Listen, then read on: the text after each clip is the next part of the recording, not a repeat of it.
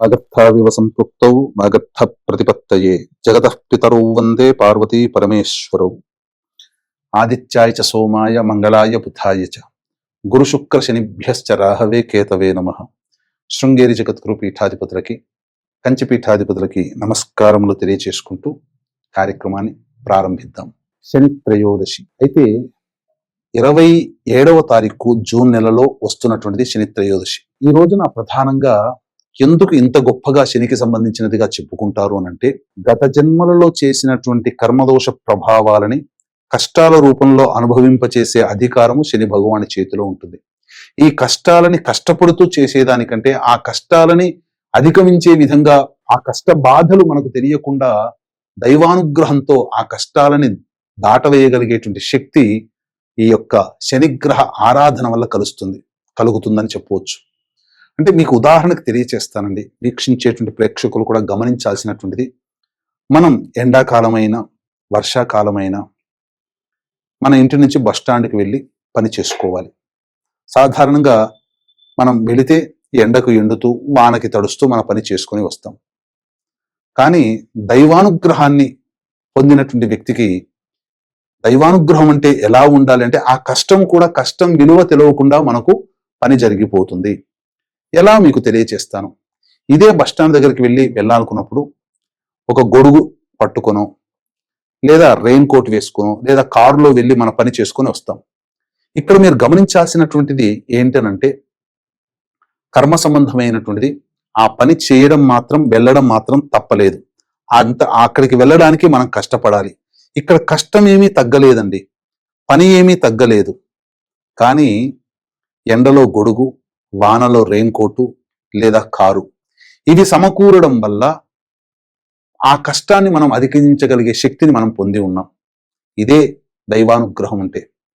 కాబట్టి ప్రధానంగా గత జన్మలలో చేసినటువంటి పాపకర్మలకి సాక్షిభూతుడు, పుణ్యకర్మలకి కూడా సూర్య భగవానుడు. ఈ జన్మలలో అనుభవించాలి అనంటే పాపకర్మలకి ఈ యొక్క కర్మల్ని అనుభవించే అధికారము శని భగవాని చేతిలో ఉంటుంది. ధనము రావాలన్నా ధనం పోవాలన్నా, ఆరోగ్యం రావాలన్నా ఆరోగ్యం పోవాలన్నా అన్ని సమస్తమైనవి కూడా శని యొక్క చేతిలో ఉంటాయి.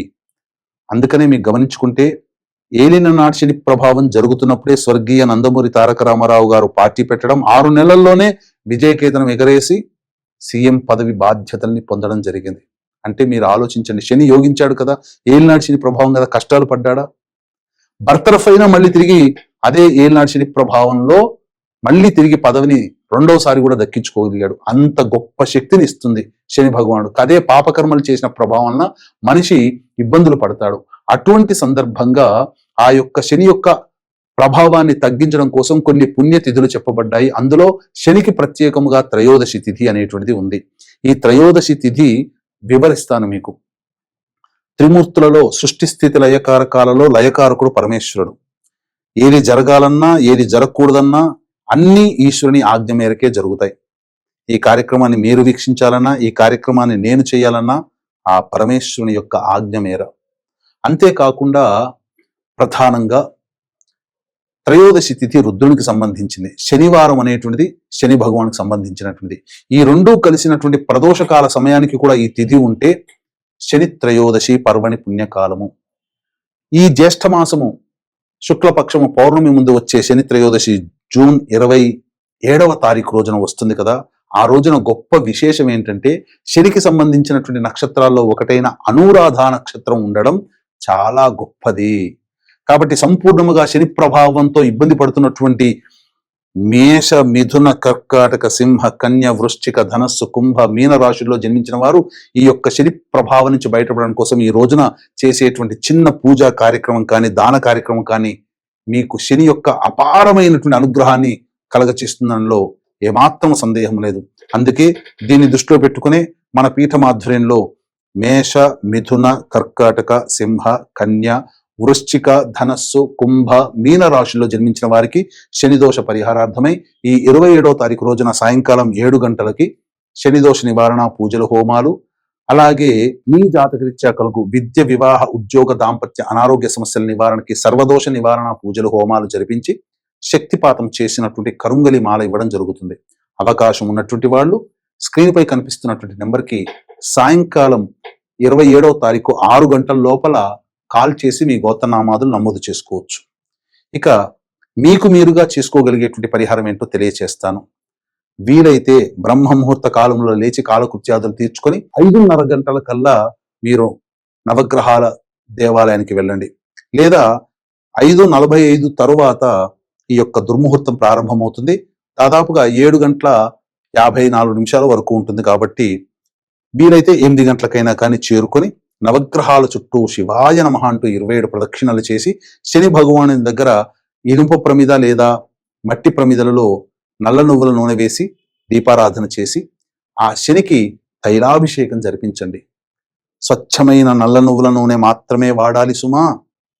తరువాత అన్నము నల్ల నువ్వులు కలిపిన ముద్దలు 3 మరియు నల్ల నువ్వుల లడ్డూలు లేదా నువ్వుల లడ్డూలు స్వామికి నైవేద్యంగా పెట్టి పంచండి. ఈ యొక్క అన్నము నల్ల నువ్వులు కలిపిన ముద్దలు మాత్రం దేవస్థానంలో చెట్టు కింద కానీ పిట్టగోడ దగ్గర కానీ పక్షులు తినే ప్రదేశంలో వేయండి. ఇక తదనంతరం ఆ యొక్క రావి చెట్టు దగ్గరికి వెళ్ళి దగ్గరలో ఉన్నటువంటి రావి చెట్టు చుట్టూ కూడా నారాయణాయ నమః అంటూ లేదా శివాయ నమః అంటూ ప్రదక్షిణలు చేసి తదనంతరం పడమర వైపున పడమర వైపు దగ్గరికి వెళ్ళి అక్కడ 2 ఇస్తరాకులు వేసి దాని మీద 1/4 కిలో కానీ 100 గ్రాములు కానీ నల్ల నువ్వులు ధారగా పోసి దాని మీద 3 తమలపాకులు పెట్టి ఇనుప ప్రమిద కానీ మట్టి ప్రమిద కానీ నల్ల నువ్వుల నూనెతో దీపారాధన చేసి తదనంతరం కాళ్ళు చేతులు కడుక్కొని అవకాశం ఉండి శక్తి ఉంటే బ్రాహ్మణుని పిలిపించుకొని ఆ బ్రాహ్మణుడికి నల్ల నువ్వులు, నల్ల బట్ట, ఇనుప బాణి, నల్ల మేకు, అలాగే నల్ల నువ్వుల నూనె, బెల్లము, పత్తి, గళ్ళ ఉప్పు, గేదె నెయ్యి ఇవన్నీ కూడా బ్రాహ్మణుడికి సంకల్పం చెప్పి దానం చేయండి. ఇందులో అవన్నీ దొరికినా పర్వాలేదు, లేదా 1-2 దొరికినా వాటిని దానం చేయండి. కానీ నల్ల నువ్వుల నూనె ప్రత్యక్షంగా దానం చేయండి. ఈ విధంగా చేయడం వల్ల సమస్తమైనటువంటి శనిదోష బాధలు తొలగిపోతాయి. ముఖ్యంగా శని ప్రభావం వలన అనారోగ్య సమస్యలు వస్తాయి, డబ్బుకి లోటు ఏర్పడుతుంది, రాని బాకీలు వసూలు కావు, అప్పులిచ్చిన వాళ్ళు తిరిగి ఇవ్వలేరు.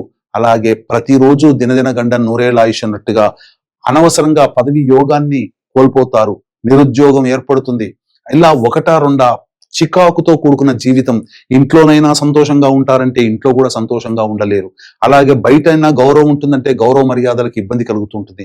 ఒక రకంగా చెప్పాలంటే చాలా ఇబ్బందికర పరిస్థితులు ఈ యొక్క శని ప్రభావం ఉన్నటువంటి రాశుల వారికి ఏర్పడబోతుంది. కాబట్టి ఈ చెప్పినటువంటి విధంగా ఆచరించండి.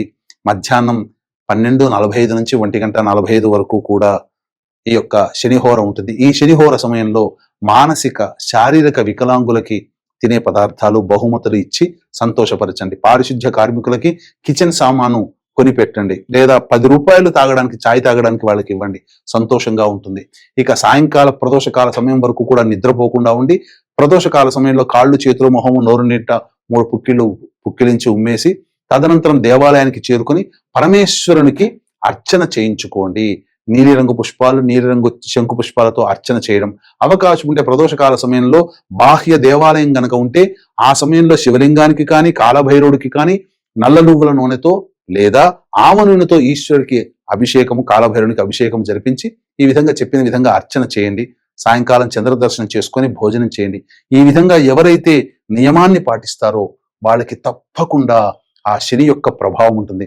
మళ్ళీ చెప్తున్నాను, శని యొక్క ప్రభావం ఉన్నటువంటి రాశులు మేష, మిథున, కర్కాటక, సింహ, కన్య, వృశ్చిక, ధనస్సు, కుంభ, మీన రాశులు.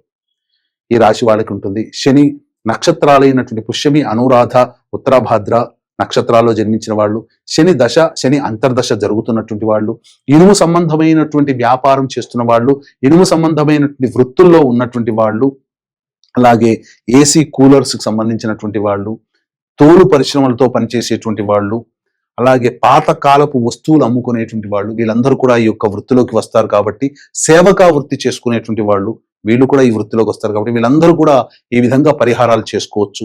లేదా అవకాశం ఉంటే మంత్ర పరిహారంలో భాగంగా సశాస్త్రీయంగా మన పీఠం ఆధ్వర్యంలో శనిదోష నివారణ పూజల హోమాలు 27వ తారీఖు రోజున సాయంకాలం 7 గంటలకి ప్రారంభమవుతాయి. కాబట్టి 27వ తారీఖు సాయంత్రం 6 గంటల లోపల మీ గోత్రనామాదులు కనిపించే నెంబర్కి కాంటాక్ట్ చేసి నమోదు చేసుకోవచ్చు. ఈ విధంగా చేసుకోవడం ద్వారా అపారమైనటువంటి శని యొక్క అనుగ్రహాన్ని పొంది మీరు కష్టాల కడిలలో ఉన్నటువంటి వాళ్ళకి ఆ యొక్క మార్గం సుగమం అవుతుంది, ఆనందకరమైనటువంటి జీవితాన్ని పొందుతారు. కొంత ప్రశాంతత, కొంత పనులలో అభివృద్ధి, కాస్త సంతోషంతో కూడుకున్న జీవన విధానం మీకు లభిస్తుంది అని చెప్పడంలో ఏమాత్రం సందేహం లేదని తెలియచేస్తూ సర్వం శ్రీ ఉమామహేశ్వర పరబ్రహ్మార్పణమస్తు.